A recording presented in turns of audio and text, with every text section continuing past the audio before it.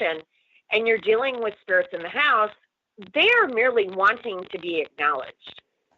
That is why they do what they do. And for me, if it comes down to where we have to get rid of something, that's when stuff gets real, if you know what I mean. I tend to always err on the side of caution.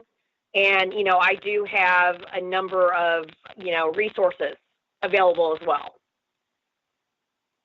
That's really good, because that's, like I said, when you're going into a place, you've got to be prepared to work it to resolution. And not 3 days from now, not 3 weeks from now. It should be the same day, if possible. I mean, if possible. I know there's times where it's not possible. And we're coming up on another break here in about 2 minutes. Real fast. How often is it a demon? Honestly, I have probably only encountered maybe 4 or 5 in 30 years of doing this. Okay. Well, people need to hear that. They need to hear that demons are rare. They're not every week like on TV. No. And I will have a follow-up question to that after this, because it might be long and drawn out, because you may have it may be real easy, but it could be long and drawn out when I ask the question, because I know that when I'm asked this question, I get really irritated. So, well, that's good to know. Well, it is what it is. But everybody, we're going to be going on break here in about 45 seconds. You're listening to WBHM Digital Broadcasting out of Birmingham, Alabama. I'd like for you guys to know we have other shows on the network. One of them is on Wednesday nights. It's Paranormal Experience with Kat Hobson. Tune in, and you can listen to that show, and you can give Kat some trouble. She really needs it. She really needs people to get in that chat room and ask questions, because she really loves it when you ask lots of questions. And I'm not being sarcastic. I'm being honest. So make sure you tune in at 7 p.m. Central to Paranormal Experience with Kat Hobson. On Fridays, we have Ghost Talk Radio with 187 PI with Shelley Burke Robinson and her team. So check that out on Fridays at 7 o'clock. And Shelley always has interesting topics. And you got, it's going to be snowing a lot this winter. You're going to be home on Fridays. So listen. So come back here in a couple minutes. Well, it's 3 minutes. And we will be talking some more to Shea Moyers.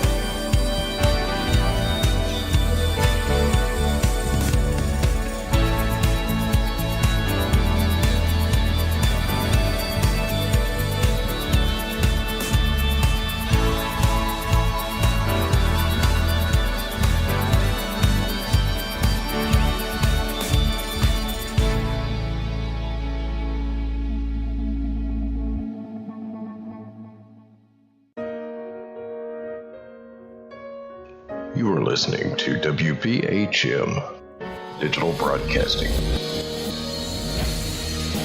the best in paranormal talk radio.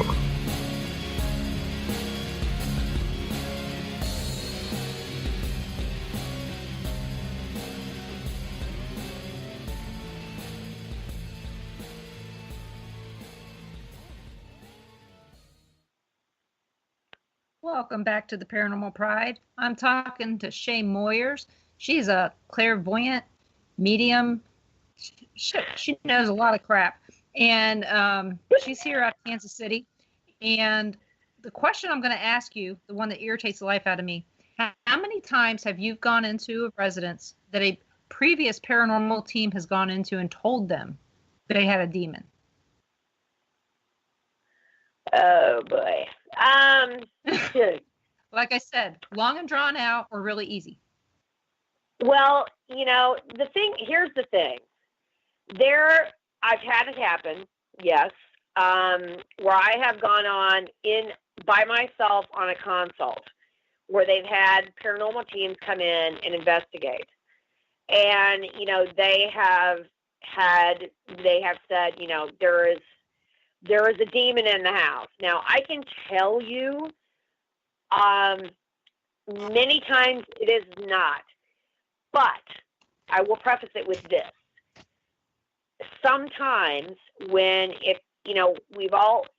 I've had situations and, where I've been called out on a call to, basically do an investigation on a home. And where something has been said that, there's a demon, many times what has happened is there has been some kind of violent activity, meaning, someone that, the house could be on the site of, Indian massacre, or, people have been murdered in the house, or, there's been violence in the house, or that area has a history of violence. And many times there is such a thing as a demonologist. I am very familiar with that. And those people are experts. But demons do not lurk everywhere you go. I'm sorry, but that is just not the case. And that just really irritates me. Because what that does is it ups the fear factor exponentially with the general public. If they think, if they're having, negative experiences, many people go, oh, it's Satan. No. Sorry, folks, but it's not. I have had personal encounters with one. And it takes a lot to scare me in that realm, and this scared me. To the point of, I've been out to Stoll, Kansas, and there's a place up in Iowa. It's in Vandalia, Iowa. We all know that house is up there. Yeah. Where that now, is there a demon in that house? Yes. And that's my personal opinion. Vandalia or Villisca? Yes. Villisca. I'm sorry, Villisca. Okay. Well, that makes a difference because there is Vandalia, and everybody here knows my husband's great uncle was the sheriff in that investigation. Okay. So, well, and yes, there is something there. I agree. There is something there. And Stoll, a lot of people will go out there. I've been out there more, twice. I will not go back out there, nor will I take anybody on my team or any of my students out there. Do I think that there is something out there? I think something has been manifested by, people who have, through satanic ritual, that has happened out there over the years. And something is there. Is it a demon? I would probably say it's something that has been conjured. And that is very mean and very nasty. But it's also one of the places you don't want to go unless you want to be arrested. Yes, correct. There's no ifs, ands, Correct. or buts.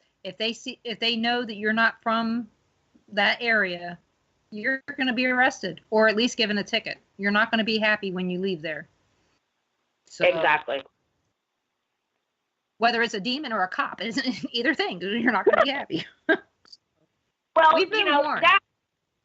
I will say this much. I have, a lot of my family, extended family, are law enforcement. And doing the work that I do, I have been involved with, I have been involved with cases over the years, been called in as an extra set of eyes. And, and we all know that that's not public knowledge, that, law enforcement, they do use intuitives. It's like them using a sketch artist. It's not publicly, acknowledged. But many times, if a case gets a dead end, people will go to whatever lengths to do that. And, I've had many people offer me money, all kinds of stupid stuff to, spill the beans on, some of the stuff that I've worked on for the years.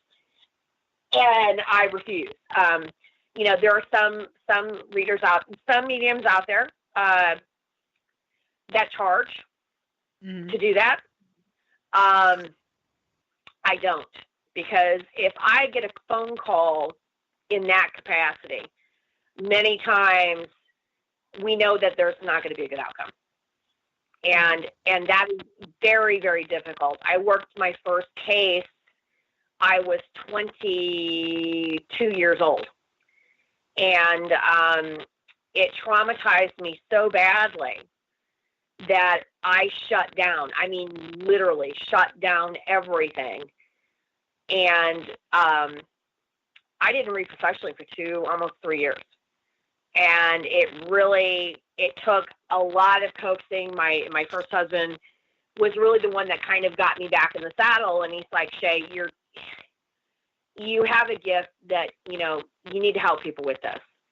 But, when you have this ability, sometimes, you see, John Edwards, he is very legitimate. We are about the same age. I was actually in New York before he made it big, and I had a session with him.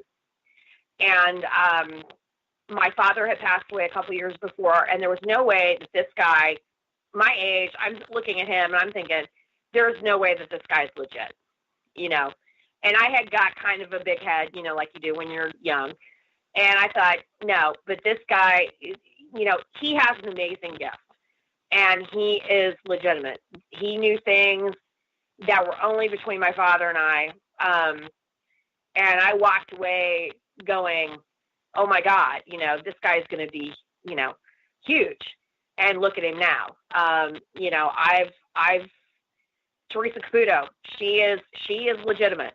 She's very, very good at what she does. Do I think, do I want to be that kind of a medium? Do I want to be known for that? No, I really don't.